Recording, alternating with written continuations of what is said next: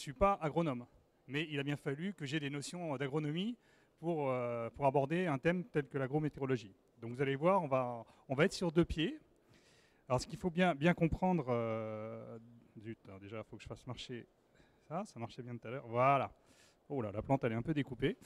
Donc une plante, pour qu'elle se sente bien, eh ben, il faut qu'elle ait les minimums pour elle, c'est qu'il y ait de l'oxygène pour qu'elle respire et du gaz carbonique. Bon, ça tombe bien parce que plus ça va, plus on en relâche. Donc certaines plantes en bénéficient. Ce qu'il lui faut également, c'est un apport suffisant en nutriments. Il lui faut également, alors là on rentre un peu plus dans le domaine de la météorologie, c'est un bon éclairage et un rayonnement qui soit suffisant.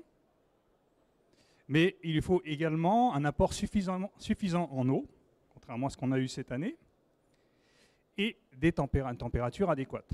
Donc si tous ces paramètres sont présents, vous avez une plante qui sera en pleine forme. Alors quels sont les éléments qui sont susceptibles d'affecter donc, le rendement des cultures? J'ai classé ça en deux types. Bon, les éléments majeurs, c'est le déficit hydrique, donc c'est le manque d'eau, hein, ce qu'on dit tout à l'heure. Inversement, c'est l'excès d'eau. L'excès d'eau peut être néfaste pour le bon développement d'une plante.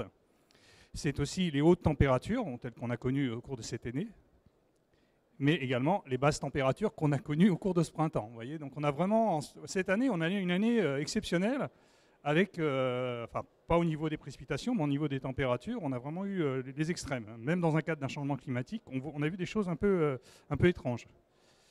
Après, on a des phénomènes climatiques que je qualifierais de ponctuels, qui sont tels que la grêle, qui peuvent détruire une bonne partie des cultures ou des plantes, mais aussi le gel tardif, tel qu'on a eu ce printemps, mois d'avril, des orages, des vents forts qui peuvent casser des arbres en particulier, etc. Parce qu'il y a d'autres choses à votre imagination. Mais ce qu'il faut aussi savoir, c'est que d'autres facteurs, tels que des ravageurs et les maladies, sont quand même liés aux conditions météo. Et ils ont une grande part. Le changement des conditions météo peut influer donc sur l'impact de ces ravageurs et de ces maladies. Alors, je vous montre le plan de ma présentation. Donc, dans un premier temps, je vais vous parler du changement climatique en France, donc en vous expliquant les principales caractéristiques du climat. Donc là, c'est une partie un peu plus météo. Je vais vous montrer les tendances climatiques qui ont été observées depuis une cinquantaine d'années et les projections qui sont prévues jusqu'à la fin du siècle. Dans un deuxième temps, je vous montrerai les impacts de ce changement climatique par type de production agricole. Alors, j'ai pris 3 grands secteurs, les grandes cultures, l'arboriculture, la viticulture et l'élevage. Alors, les caractéristiques de notre climat, c'est un climat tempéré, donc avec une forte saisonnalité, c'est-à-dire entre l'été et l'hiver, on a quand même des choses qui sont très différentes, hein, contrairement à un pays tropical. Et le fait d'être à 45 degrés, donc on a une latitude moyenne, ça nous préserve, ça nous donne un climat qui aide à être tempéré. Et le fait d'avoir un océan avec surtout un Gulf Stream à proximité nous permet d'avoir des hivers doux. Il faut bien savoir qu'on est à la même latitude que Montréal, et Montréal, ce n'est pas les mêmes hivers qu'à Paris ou à Toulouse. Alors, tiens, d'ailleurs, alors, comment ça se traduit en termes de température? Alors là, vous avez la moyenne de température trentenaire, hein, ces données climatiques. Donc, plus on va vers le rouge, plus c'est chaud, plus on va vers le bleu, plus c'est froid. Donc, ce qui est intéressant, c'est qu'on a quand même quelque chose d'assez homogène, avec, quand on est de la partie du sud-ouest et la partie Méditerranée, c'est la partie les plus chaude, les parties qui sont en montagne, évidemment, les plus fraîches, et plus on s'éloigne des mers et des océans, plus la température est fraîche. Voilà, la température donc, varie avec les continentalités, c'est ce que je disais. En région montagneuse, le quart nord-est est quand même plus froid.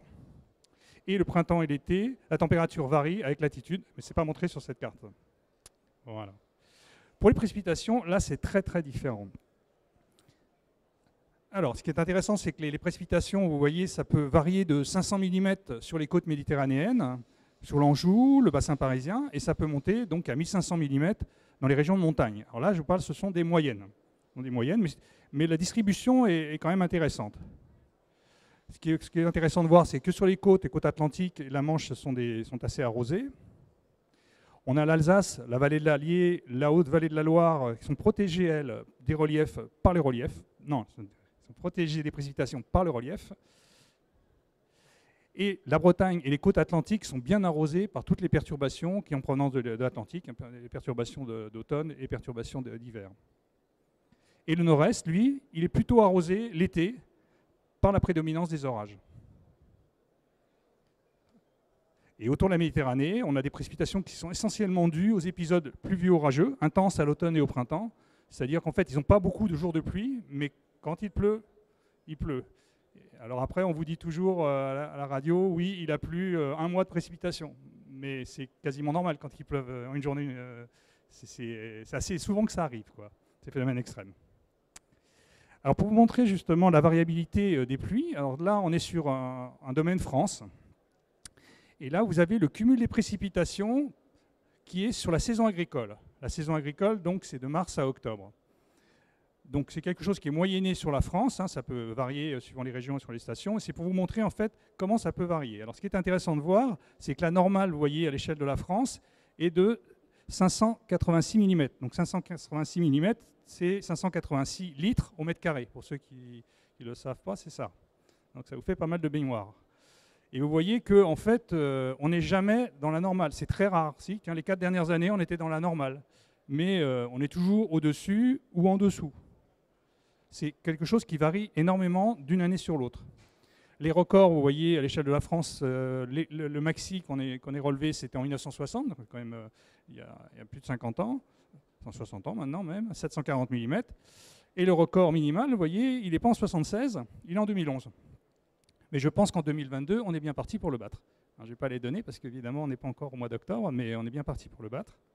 Bon, pour donner une idée de 76 qui a marqué les esprits, pour les plus vieux en tout cas, c'est 496 mm.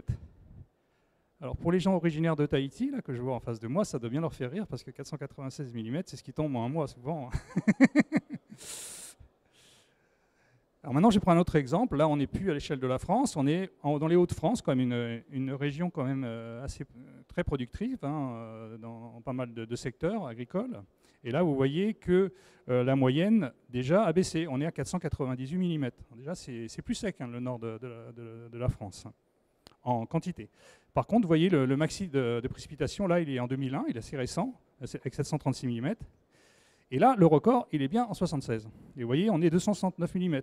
Alors vous voyez les extrémums, en fait, il faut bien avoir ça en tête, c'est qu'entre la valeur la plus basse et la valeur la plus élevée qui a déjà été observée, on a un facteur 3, quasiment un facteur 3. Une très forte variabilité. Alors maintenant, je vais vous parler des tendances climatiques observées.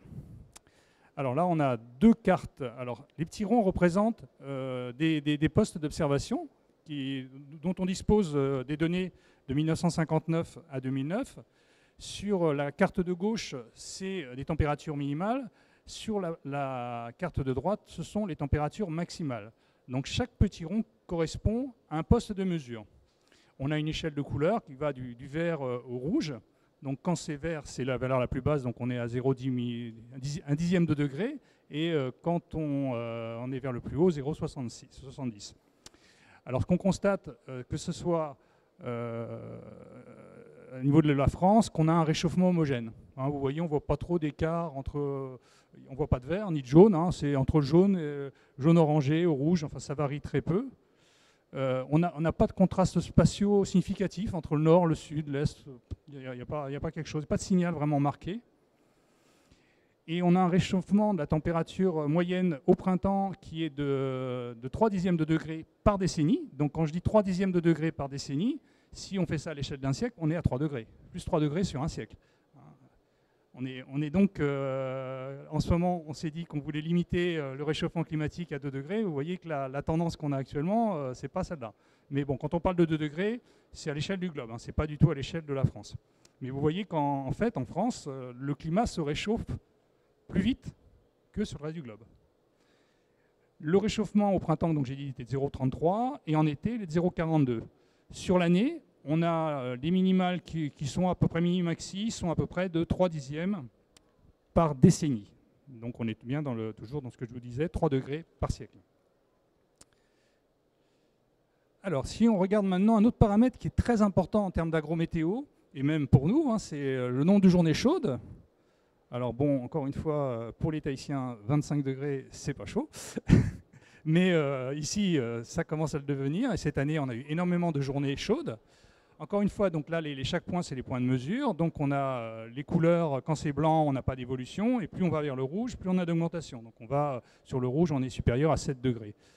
Et alors ce qui est intéressant aussi, c'est de voir, c'est la taille du cercle. Bon, ça, c'est pas toujours facile de voir. C'est la confiance qu'on accorde justement à cette tendance, statistiquement. Alors, ce que l'on peut voir, c'est qu'on a peu d'évolution sur le quart nord-ouest, hein, c'est sur la côte de la Manche et en Bretagne, hein, bien que cette année, je pense qu'ils ont dû avoir énormément de journées supérieures à 25 degrés, puisqu'ils ont battu des records, ils ont dépassé les 40 degrés. Si je veux bien. On a une augmentation, vous voyez, qui est quand même générale, hein, sur le reste du pays. Et alors là, je vais vous montrer des exemples de postes. Deux postes. Le poste qui est en haut, c'est le poste de Strasbourg, et le poste qui est en bas, c'est le poste de Tarbes. Donc on est vraiment à deux extrêmes, hein, nord-est et au sud-ouest de la France. Et là, vous avez chaque petit bâton correspond à le nombre de jours où la température a dépassé les 25 degrés. Et la petite courbe rouge, là, c'est une moyenne glissante, hein, une moyenne sur 10 ans, qui montre l'évolution. Et bon, voilà, les deux courbes, on voit bien que sur les deux postes, on a une évolution à la hausse. Et elle est régulière, elle est très linéaire quand on est sur Strasbourg, alors que sur Tarbes, on voit qu'on a une évolution dans les années 70-80, et l'évolution est un peu moins forte depuis ce moment-là. Bon, après, ça peut être aussi lié à un effet de seuil, hein. C'est pour ça parce qu'il fait quand même un peu plus chaud sur Tarbes que sur Strasbourg. Le climat est un peu plus chaud. Alors, les tendances climatiques sur les précipitations. Alors, toujours pareil, là, c'est les points correspondent à des points de mesure. Alors, vous voyez, on a beaucoup plus de points de mesure de précipitation que de température. Mais comme on a une grande variabilité, on a besoin d'avoir des points de mesure aussi importants. Encore une fois, la couleur vous donne le sens. Si c'est vert, on va vers une augmentation des précipitations annuelles. Si c'est rouge, on va vers une diminution. Le cercle, encore une fois, correspond à la confiance que l'on a sur la tendance. C'est-à-dire plus le cercle est gros, plus on a de confiance dans la tendance. Donc là, on voit bien sur l'année que la moitié nord, on constate qu'il y a plus de précipitations. On est sur une tendance avec plus de précipitations dans le nord de la France et moins de précipitations sur le sud. Voilà, on est parti. Ensuite, on voit donc le sud-ouest et le pourtour méditerranéen à la baisse. Et les tendances les plus marquées, donc on les note sur la Bretagne, la région centre et un large quart nord-est. Alors par contre, là, ce qui est intéressant de regarder, c'est à quel moment tombe cette pluie. Hein, ça fait beaucoup de débats d'ailleurs en ce moment pour dire il pleut beaucoup l'hiver, il faut récupérer cette eau l'hiver et puis ensuite la redistribuer quand on en a besoin l'été. Alors qu'est-ce qui se passe au niveau des saisons ? Alors là, vous voyez, donc c'est exactement la même typographie de carte, hein, sauf que là, on est à l'échelle des saisons. Alors ce qu'on voit très bien, c'est qu'en hiver, on va plutôt sur moins de pluie dans le sud de la France et plus de pluie dans le nord-est. Et voilà, c'est dans l'hiver, baisse nord. Ensuite, par contre, on ne voit pas beaucoup d'évolution au printemps. Et on a une baisse sur le pourtour méditerranéen en été. Voilà. Et une augmentation des précipitations dans la vallée du Rhône. Alors ça, c'est très lié à tous les phénomènes méditerranéens qui passent. Donc ça, c'est les endroits qui sont affectés par tous ces phénomènes méditerranéens, dans lesquels il pleut des phénomènes de plus intenses. Alors maintenant, je vais vous parler. Donc on a vu ce qui s'était passé ces 50 dernières années. Maintenant, on va voir un peu ce qui va se passer d'ici la fin du siècle. Alors quelques petits rappels.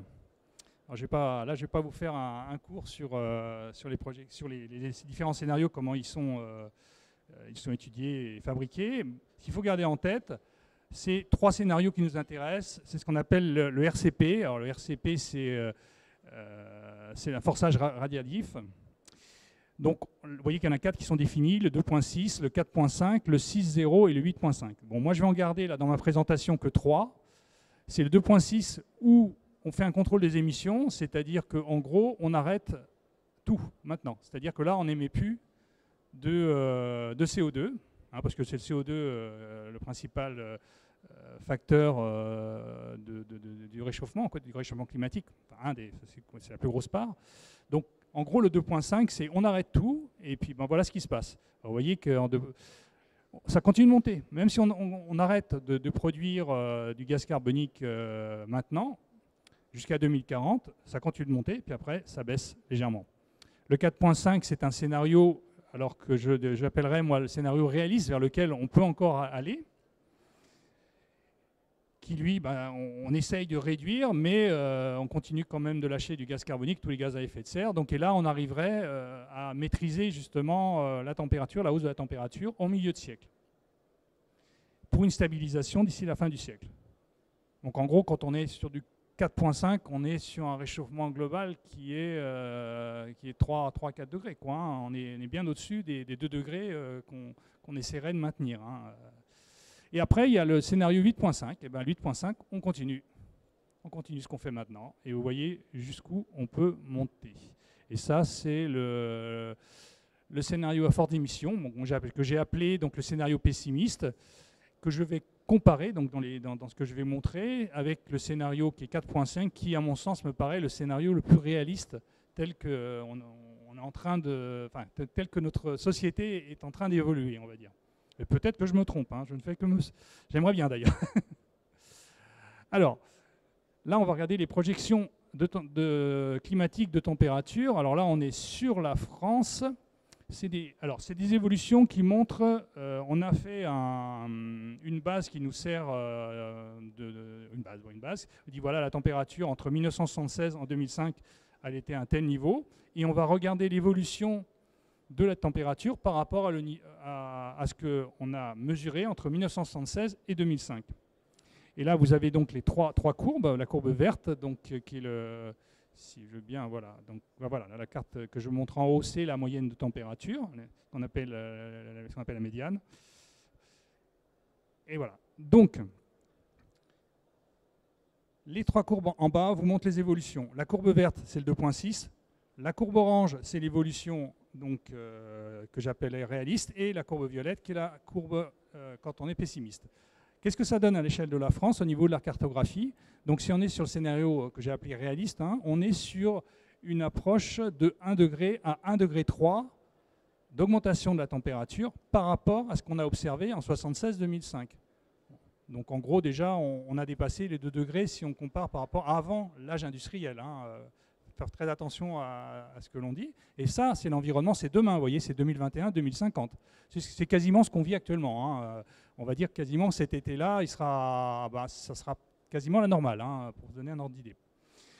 Et si on va en fin de siècle, pour ceux qui vont connaître cette fin de siècle, hein, je vous le souhaite, mais pas ce scénario-là, enfin, il y a pire, hein, là on va sur une augmentation de 1,5 degré à 2,3 degrés. Et là, vous voyez, au niveau de la cartographie, on a quand même les zones Bretagne et tout le nord-ouest de la France qui est moins chaud que la partie sud, la partie la plus continentale. Donc quand on parle d'émigration climatique, vous voyez, ben, c'est ça, que les gens qui se réfugient sur les côtes de la Manche ou en Bretagne pour retrouver un peu de douceur. Voilà, c'est le calcul que peuvent faire ces gens-là. Et si on regarde le scénario pessimiste, donc 8.5, alors à l'horizon, donc demain, hein, aujourd'hui, comme on dit, de là on est à 1 à 1,6 degré, vous voyez, il n'y a pas de gros écart hein, entre le 4.5 et le 8.5.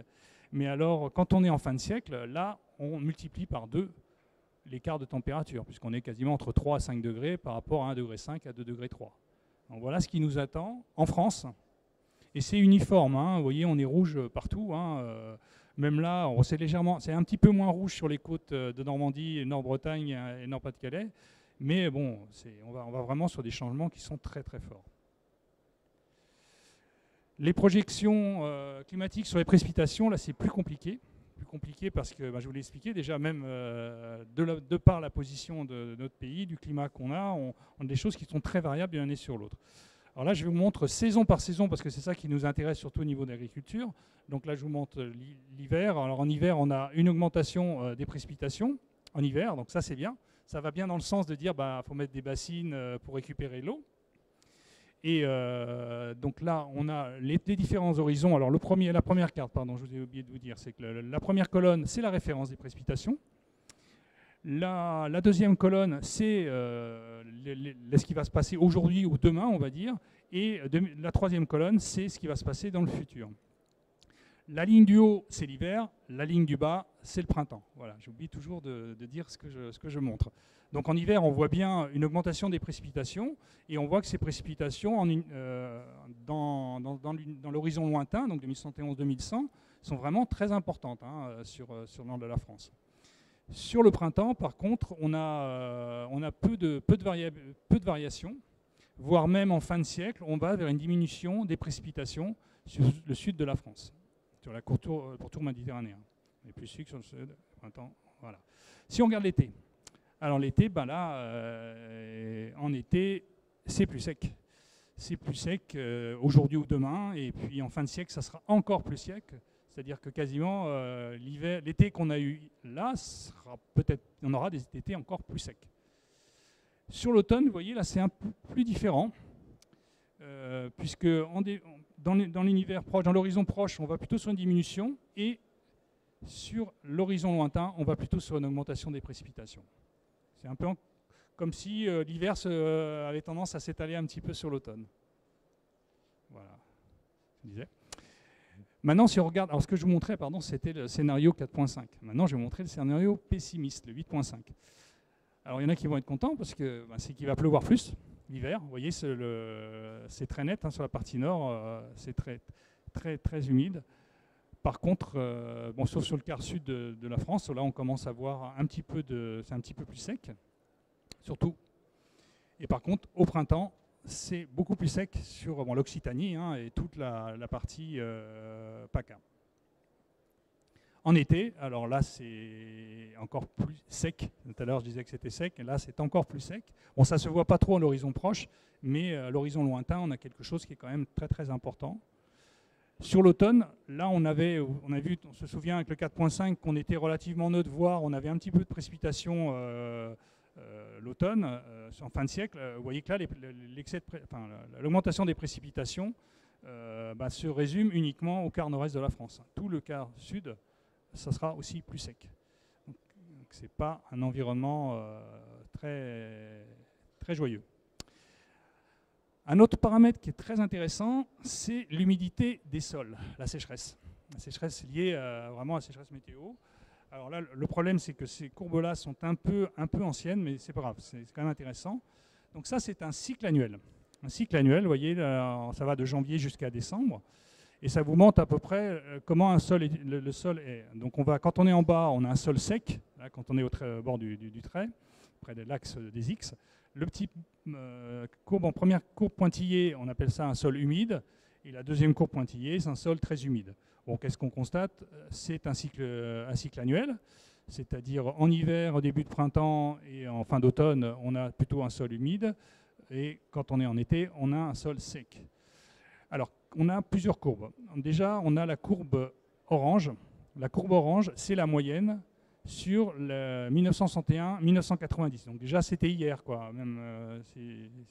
C'était déjà il y a 30 ans.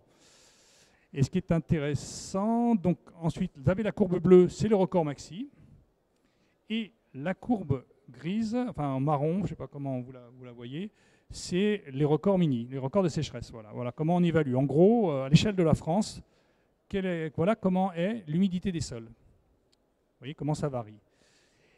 La courbe verte, c'est la projection, c'est aujourd'hui, voilà, 2021, tel que ça va être en 2021-2050. On voit que la courbe verte, elle est systématiquement en dessous de la courbe orange, qui était celle qu'on observait entre 1961 et 1990.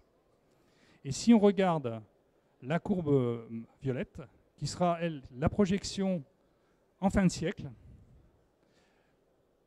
ce qui était les records deviendra la normale. Voilà, c'est ça qu'il faut retenir, c'est ça qui est extrêmement intéressant de retenir. Et cette année, je peux vous dire qu'à l'échelle de la France, on était quasiment, depuis ce printemps, on est dans les records. Je pense que quand on va sortir le bilan sur la saison, on y est déjà, quoi, sur l'année 2022. Mais ce n'est pas parce qu'on y est en 2022 qu'en 2023, ça sera comme ça. Et comme je vous l'ai dit, il y a une très grosse variabilité interannuelle. Mais c'est une tendance très lourde. Alors maintenant, je vais passer à la deuxième partie de ma présentation qui concerne donc, les éléments de tendance par culture. Donc on va commencer par parler des grandes cultures. Alors ce qui est très important quand on fait l'agrométéo, c'est quand même de comprendre le calendrier cultural. Voilà, cette fameuse roue là, donc on est sur des cultures de céréales. Hein, donc comment ça part? Vous voyez, on part du mois d'octobre. Bon, pour là, c'est la culture du blé. On a le semis.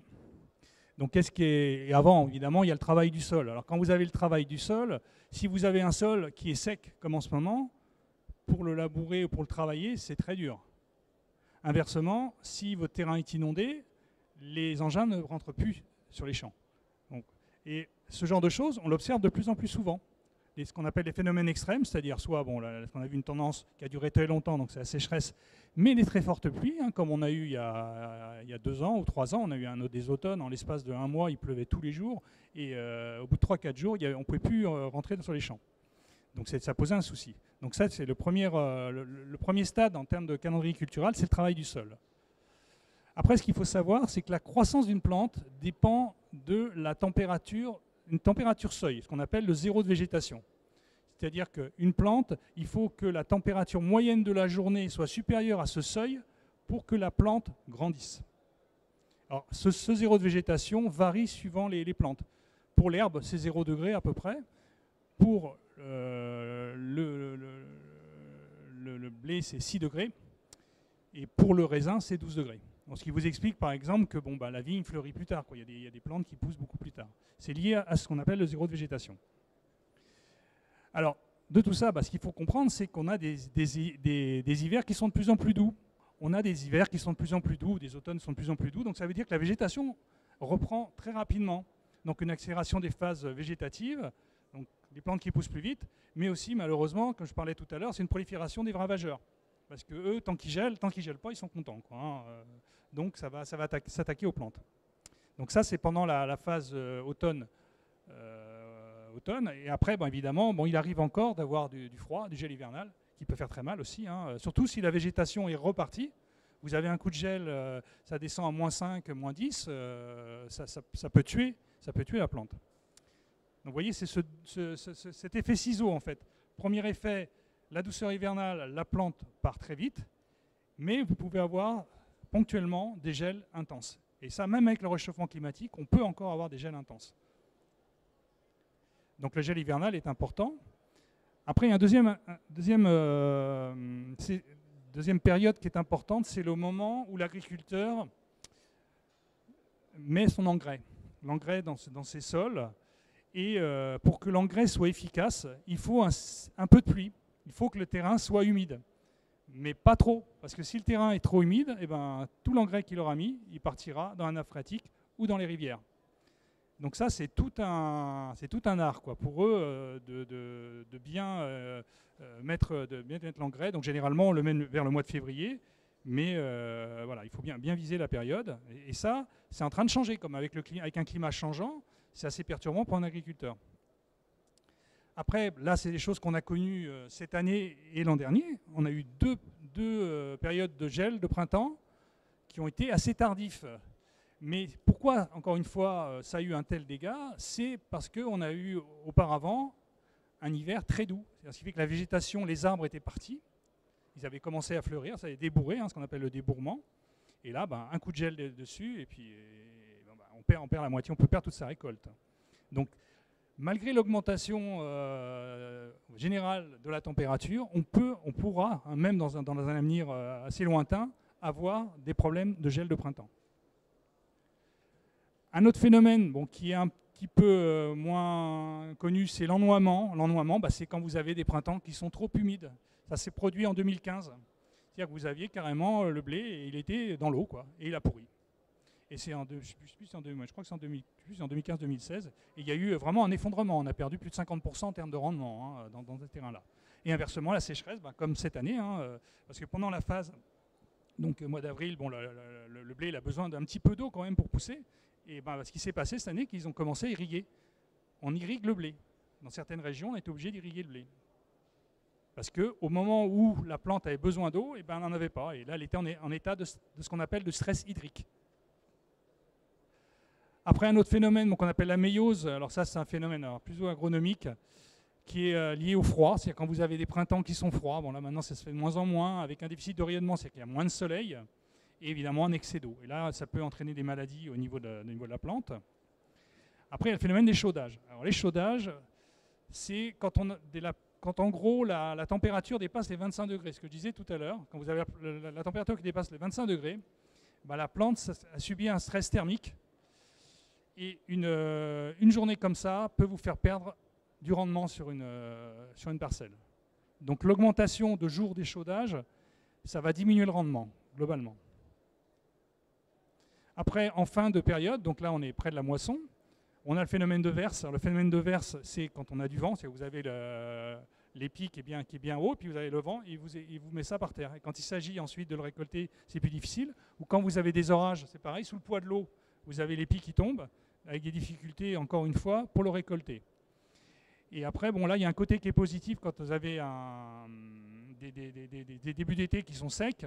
Bah, ça vous donne un degré d'humidité du grain qui est sec, et ça améliore la qualité, justement, du blé en particulier. Donc ça, c'est plutôt un côté positif.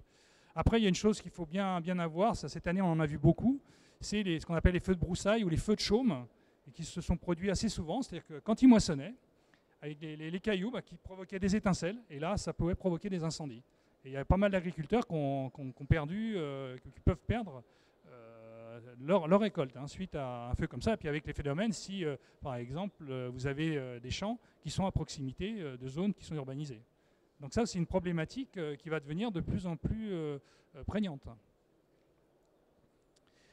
Le dernier élément, c'est l'érosion. Parce que le souci, c'est qu'une fois que vous avez moissonné votre champ, il n'y a plus rien. Il pouvait y avoir des grosses précipitations l'été, et qu'est-ce qui se passe? Eh ben, l'eau ravine toute la bonne terre. De l'érosion, donc le phénomène d'érosion. Donc c'est pour ça qu'il est pertinent de faire, pendant la période, cette interpériode, de faire un couvert végétal qui va justement limiter cette érosion. Alors, je vous parlais tout à l'heure du nombre de jours échaudants. Donc ce qu'on appelle une journée échaudante, c'est quand la température dans la journée dépasse les 25 degrés. Donc là, j'ai mis sur la plage du 1er avril au 31 juillet, c'est le moment à peu près où on observe, on va dire, des températures supérieures à 25 degrés. Donc vous voyez qu'on a en gros, non, ce carpe-là, pardon, je dis des bêtises, c'est les écarts du nombre de jours, des journées chaudes à l'horizon 2055. C'est-à-dire que, par exemple, pour le nord, le centre de la France, on aura 5 journées, excusez-moi, de plus par rapport à ce qu'on a actuellement. Et vous voyez, quand on est dans le sud de la France, c'est 10 journées. C'est plus ou moins ce qu'on a observé cette année. Donc on a une augmentation donc, de ce nombre de jours échaudants. Et il faut bien dire qu'une journée de journée échaudante, ça peut vous faire perdre 1 quintal par hectare, 1,5 quintal par hectare, par jour échaudant. Donc vous imaginez que ça peut avoir comme impact, justement. Oui, continue. Voilà. Alors le futur... Il va y avoir ça, c'est une exposition qui sera plus faible ou identique au phénomène avec une avancée des calendriers culturaux. Parce que l'avantage, c'est que comme il va faire plus chaud, on va pouvoir semer plus vite. Et comme je vous ai dit que le degré de végétation, c'est-à-dire que la somme de température, en fait, pour que le grain soit mûr, il faut atteindre un certain somme de température. Et on va l'atteindre plus tôt, ce somme. Donc on va arriver, en fait, à récolter le blé de plus en plus tôt. Avant, on récoltait le blé fin juillet. Là, maintenant, moi, je vois en région toulousaine, mi-juin, on commence à récolter le blé. Les moissons se font de plus en plus tôt. Donc, ça permet, vous voyez, en adaptation, ça nous permet d'éviter ce nombre de jours d'échaudage. S'il veut bien. Voilà. Pour le gel. Alors, pour le gel, là, je vous ai mis sur la carte de gauche le nombre de jours de gel. Donc, vous voyez, c'est que même aux alentours de 2055, on sera entre 30, 40 jours, voire 50 jours sur les montagnes. Donc le gel ne va pas disparaître. C'est ça, faut pas vous... Alors le gel, c'est température juste inférieure à 0 degré. Après, ce qu'on appelle le gel fort, c'est quand c'est inférieur à moins 5. Et là, ce que l'on constate donc, à l'horizon 2055 sur le scénario réaliste, on va dire, on va sur une diminution du nombre de jours de gel, en particulier sur les montagnes et sur le quart nord-est de la France, les endroits où justement on observe le plus de journées de gel. Par contre, vous voyez, sur toute la partie côtière, on n'a pas vraiment une grosse diminution du nombre de jours de gel. Voilà. Je vais un peu plus vite. Alors le maïs. Alors le maïs, là, ça fait beaucoup jaser. Alors le degré. Alors ce que je vous ai mis sur ce graphe-là, alors je vous ai parlé du fameux degré jour de croissance. Hein, j'étais un petit peu en avance sur la diapo. Vous voyez, c'est une mesure utilisée pour calculer l'accumulation de chaleur qui sert à estimer la durée d'un développement biologique tel que la croissance d'une plante. Alors cette évolution est pour l'instant bénéfique, évidemment, parce que puisqu'on atteint, on arrive à avoir des degrés jour, une somme beaucoup plus importante que ce qui était auparavant, donc ça va favoriser en fait la croissance des plantes. Alors là, j'ai mis deux exemples de semis, qu'on appelle le semis demi-précoce. Alors quand on a du demi-précoce, il faut atteindre une somme de 1800 degrés jour pour que le maïs arrive à maturité. Après, vous avez un deuxième type de semis qui est en demi-tardif, où lui, il faut arriver à 2000 degrés jour. Entre le moment où vous semez votre graine et le moment où vous la récoltez, il faut qu'on ait 2000 degrés jour. Voilà, c'est assez facile à retenir. Alors là, c'est les degrés jour entre avril et octobre sur la France, hein, cette fameuse somme en moyenne. Donc on voit bien, vous voyez la courbe orange, c'est 2250. Bon, c'est la courbe jaune en fait. On est à 2000, donc on peut cultiver en moyenne du demi-tardif sans problème. Hein. Et après le 1800, vous voyez, c'est à peu près ce qui est en vert. Donc on peut faire du vert. Vous voyez qu'en Alsace, on est dans le 2000, donc on fait pas mal de maïs en Alsace. Et dans le Grand Quart Sud-Ouest, le Centre-Ouest, on fait pas mal de maïs. Bon, vous voyez que c'est bien propice. En termes de température, il n'y a vraiment aucun souci. C'est tout à fait logique de faire du maïs dans ces régions-là. L'évolution, toujours pareil, donc l'horizon 2055, eh ben, vous voyez que en fait, la partie jaune, ben, on l'a quasiment sur toute la France. C'est-à-dire qu'on va pouvoir faire du maïs quasiment partout. En termes de besoin de température, on n'a pas de souci. Le maïs, on va pouvoir le faire pousser partout, que ce soit du demi-précoce et même du demi-tardif. Vous voyez, on peut monter jusqu'en région parisienne sans aucun souci. Mais il y a une chose qu'il ne faut pas oublier, c'est l'augmentation de la température. Et ben, va augmenter aussi l'évapotranspiration. C'est comme nous, hein, quand il fait chaud, ben, on transpire. Et donc si on transpire, qu'est-ce qu'il faut? Ben, faut boire. Et donc la plante va avoir besoin de plus d'eau. Alors là, il y a un graphique qui est très intéressant, c'est justement les besoins en eau du maïs. Alors ce qu'on constate, c'est qu'au moment où on le plante, hein, jusqu'au mois de juin, vous voyez, le besoin en eau, il est pas énorme. Et pareil, dès qu'on atteint le mois de septembre, c'est pareil, il n'y a pas besoin de beaucoup d'eau. Par contre, sur la période juillet-août, là, il y a un besoin énorme en eau. Alors c'est vrai que si on fait une somme sur toute la période de culture du maïs, les agriculteurs vont vous dire, et à juste titre, que le volume d'eau qu'a besoin la plante sera moindre sur le maïs que sur le blé. Par contre, ce qu'il ne dit pas, c'est que les moments où le maïs a besoin le plus d'eau, bah c'est là où on en a le moins. On en a le moins. Et ça ne va pas s'arranger. Et en plus, on a moins de précipitations. Il transpire plus, la plante va en avoir besoin plus parce qu'elle va transpirer, et elle en aura moins parce qu'il pleuvra moins. Donc ça veut dire qu'il va falloir, ça va donc augmenter le déficit hydrique pour les cultures d'été, et donc on aura besoin de plus d'irrigation. Parce que si vous irriguez pas, ben, vous divisez par 3 votre rendement. Hein. Je pense qu'en ce moment, on en voit pas mal à la télé de reportages là-dessus qui vous montrent justement, qui vous comparent un maïs irrigué d'un maïs qui n'est pas irrigué, et là, il n'y a pas photo. Alors, les exemples de leviers d'adaptation, quand même, parce qu'il y a quand même quelques leviers intéressants. Déjà, c'est le levier génétique, c'est la science. Hein. De toute façon, depuis 50-60 ans, on a ce levier qui nous permet justement d'augmenter la productivité de ces plantations.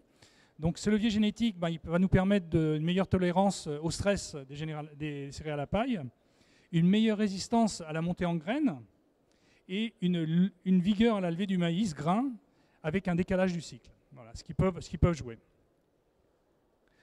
Après, on peut jouer aussi sur le levier de la gestion de l'eau.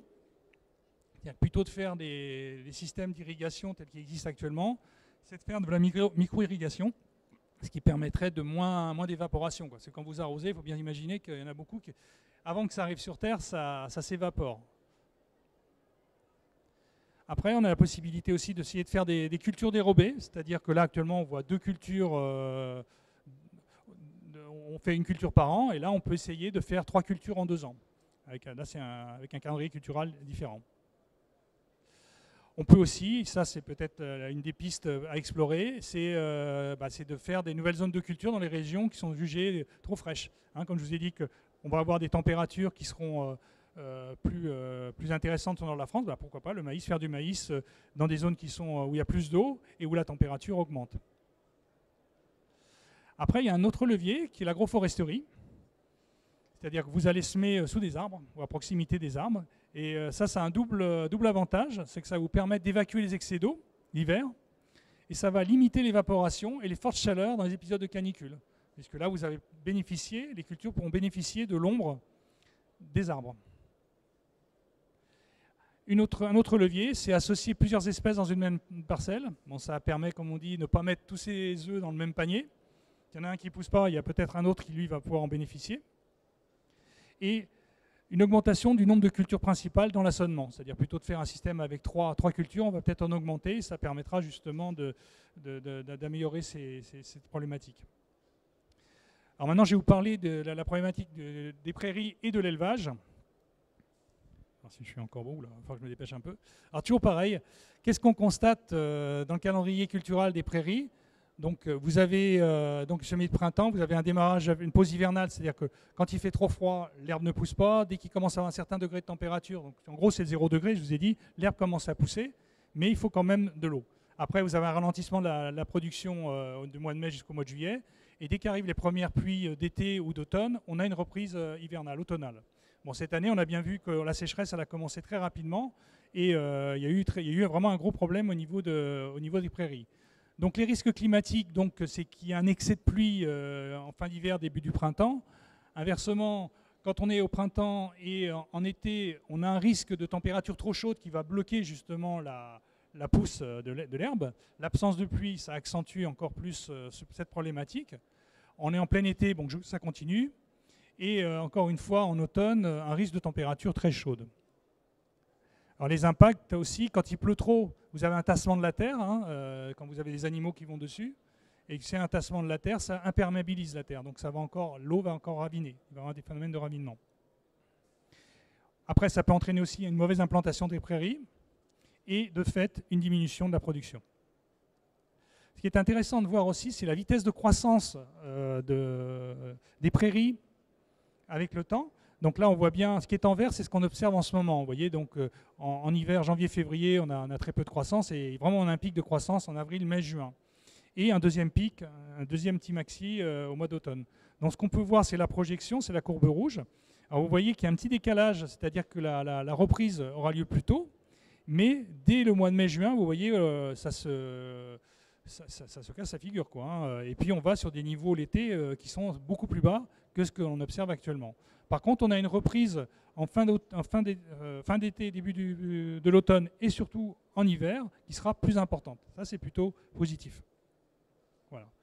Bon, ça fait une variation faible sur le rendement global et une croissance de l'herbe plus précoce et une baisse estivale plus longue et plus importante. Et une reprise automnale plus longue. Bon, je connais mes comptes rendus avant. Alors là, c'est un autre truc intéressant, c'est l'élevage et l'inconfort des animaux. Je crois qu'on va en parler après moi, des problèmes de l'élevage. Alors ce qu'il faut savoir, c'est que le stress thermique a un effet néfaste sur les animaux qui peut entraîner un déficit nutritionnel et une mortalité plus élevée. Donc en gros, pour une vache, vous voyez, les conditions pour elle qui sont idéales, c'est de 2 à 3 degrés jusqu'à 15 degrés. Allez bien. Quand c'est entre 15, 21, 22, bon ça va, elle arrive à s'adapter. Et dès qu'on dépasse les 21, 22, on commence à être stressé. Quand on arrive à des températures supérieures à 25 degrés, le stress il commence à devenir modéré. Et alors au-dessus, vous voyez, quand on est sur la courbe violette, stress extrême, c'est quasiment mortifère pour elle, elle peut mourir. Parce que la vache n'a pas la capacité comme nous à se rafraîchir. Voilà un petit peu. Alors là, je vous montre en Normandie, bon là, on imagine quand même qu'il y a pas mal de bétail, surtout tout ce qui concerne la production laitière. Vous voyez le nombre de journées où la température dépasse les 25 degrés, ce que je vous parlais tout à l'heure un peu sur les chaudages. Bon, on peut aussi l'appliquer pour la problématique de l'élevage, et on voit qu'en l'espace de 50 ans, le nombre de jours où la température a dépassé 25 degrés a quasiment doublé. Donc tout ça, ça va entraîner donc à nouveau des problèmes sur le confort des animaux. Alors les exemples de levier, là, il y en a pas mal quand même, heureusement. On peut modifier les dates de mise en herbe des vaches, hein, surtout si on a des hivers qui sont plus doux, on peut peut-être mettre les vaches plus tôt. On peut introduire donc de la luzerne, qui est intéressante parce que ça résiste à la sécheresse. On peut utiliser aussi l'utilisation de pales de maïs comme alternative à l'économie du foin de litière ou à partir de paille de céréales. Et on peut également utiliser des ligneux comme ressources fourragères. Alors, si on veut bien aller plus loin, on peut aussi, dans la gestion du troupeau, on peut diversifier les races, qui permet donc une résilience fourragère, mais on pourra aussi faire évoluer les périodes de vélage afin d'éviter les pics de chaleur.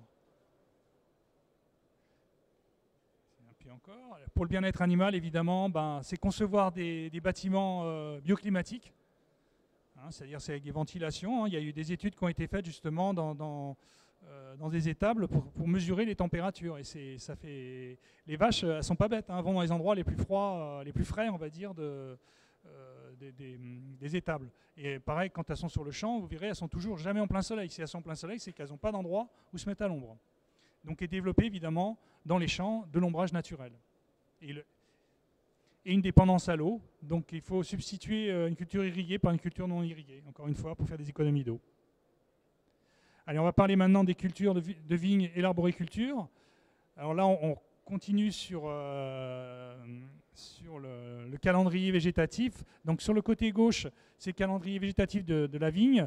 Et côté droit, c'est sur les autres arbres en général. Alors pourquoi j'ai divisé en deux? En fait, c'est exactement la même chose. Hein, ils ont à peu près le même calendrier. La seule chose qui diffère entre les deux, c'est le début de la croissance de la plante.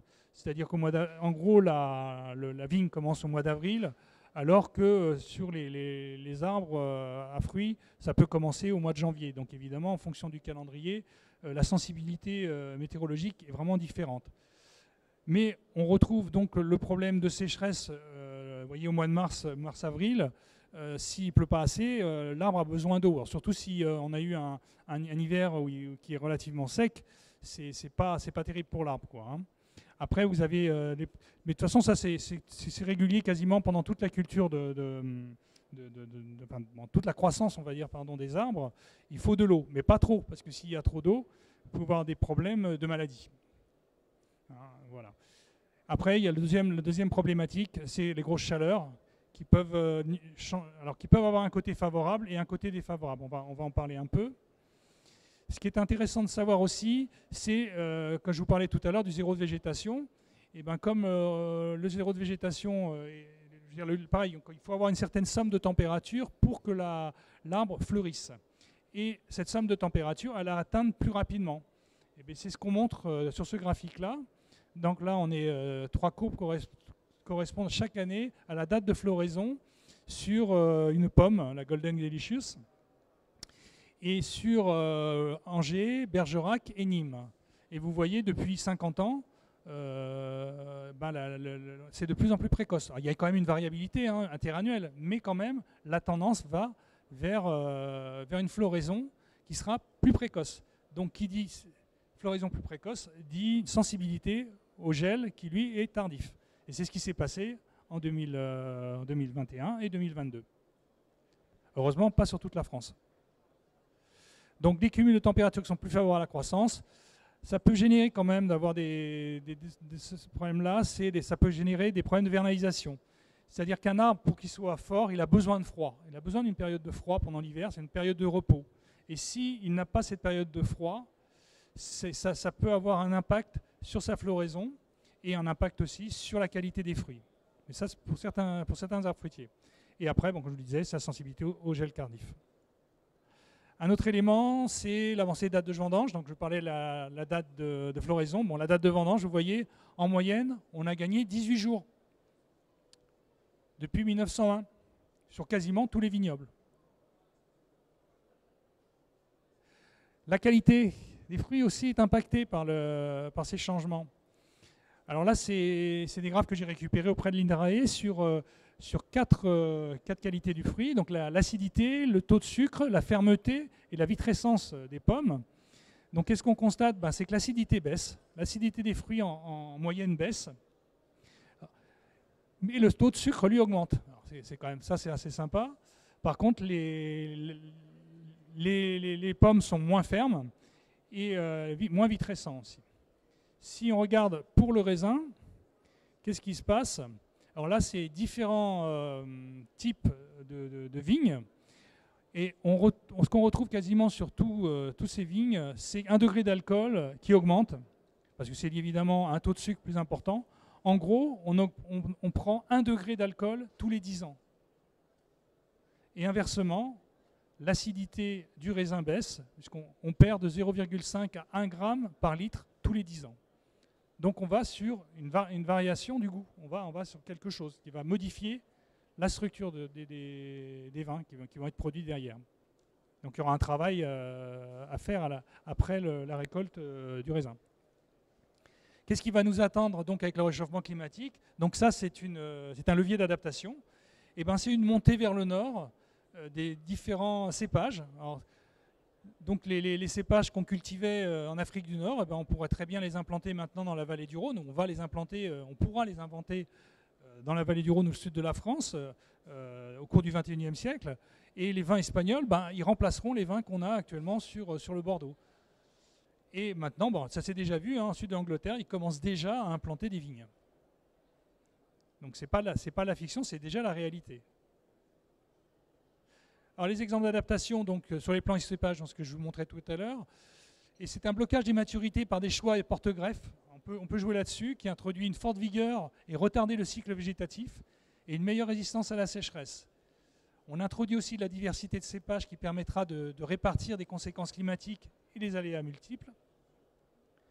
Pour ce qui est des pratiques agricoles, alors le levier qui peut être mis en place, c'est des vendanges la nuit. C'est-à-dire que quand vous récoltez votre raisin, vous bénéficiez de la rosée qui va faire baisser votre taux de sucre. On met en place des filets qui permettent d'éviter la grêle, mais aussi les coups de chaleur. Vous pouvez facilement gagner 3-4 degrés en mettant des filets anti-grêle. Et aussi, on peut jouer aussi sur la gestion de la taille pour les protéger de l'ensoleillement, c'est-à-dire mettre la grappe sous une feuille, comme ça elle reçoit moins de rayonnement et elle mûrira moins vite. Et aussi, on pourra mettre les branches qui soutiendront les grappes de raisin plus hautes, c'est-à-dire qu'elles sont plus loin du sol et elles subiront moins de chaleur. Ça, c'est aussi intéressant. Après, il y a la gestion du sol qui est importante, c'est de faire un enherbement interrang qui permettra d'augmenter la fertilité des sols et qui renforce la capacité des sols aux épisodes de sécheresse, tout en procurant une protection contre les fortes pluies, donc je disais les problèmes d'érosion. On peut éventuellement, pourquoi pas, faire pâturer des brebis, justement pour couper cette herbe qui pousse quand il pleut. Et tout ça, ça peut aussi renforcer la fertilité du sol. Et également, on pourra faire un travail du sol très superficiel. Et bien, j'en ai fini. Je suis... 55 minutes. Parfait. Si vous avez des questions, j'espère que ça vous a intéressé.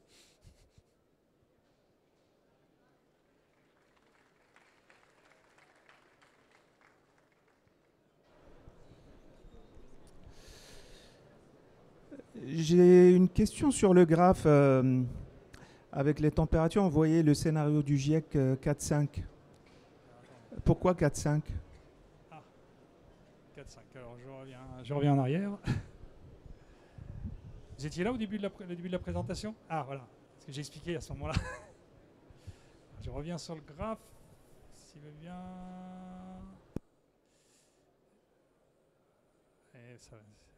Et toutes les petites animations. Voilà, ça y est. Pourquoi 4-5 ? Voilà, ces projections, c'est les différents scénarios. Voilà, le 4-5, c'est ce que j'ai défini 3 scénarios.